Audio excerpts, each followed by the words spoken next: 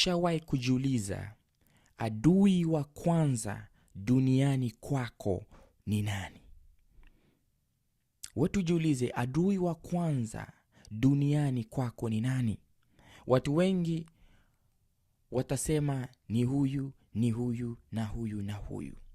Yaani utasema ni watu wengine, ni mtoto ule jirani, ni ule jirani wangu, ni ndugu zangu, ni babangu, walozi, wachawi, shetani ndo adui wa kwanza kwako duniani. Yaani utasema watu wote, but kuna mtu huyu umoja ndo adui yako. Huyu umoja ni mtu huyu umoja, na huyo ni wewe.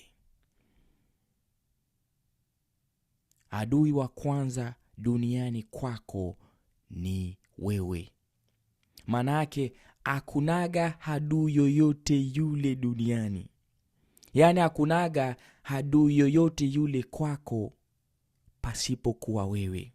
Yaani mafikirio yako ndio yanakufanya wewe adui yako. Na nitakupatia mfano ili upate kuelewa. Yaani akili yako hii ndio adui yako, pamoja na mafikirio yako ndio adui yako.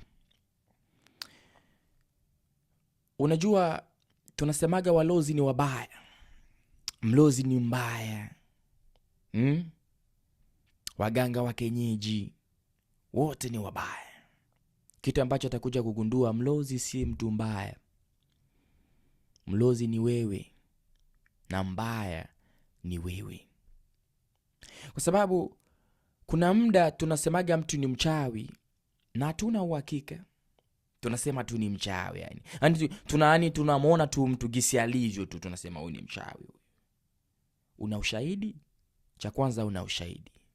So ukisema huyu ni mchawi, umejuaje ni mchawi? Kwa sababu mchawi anajuaka mwenzake mchawi.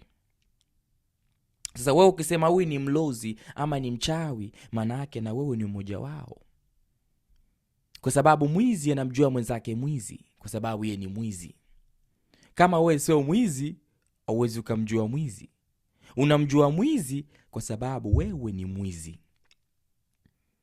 Hauwezi kuwa mwizi kwa sasa, but siku zinavyokuja wewe ni mwizi wewe.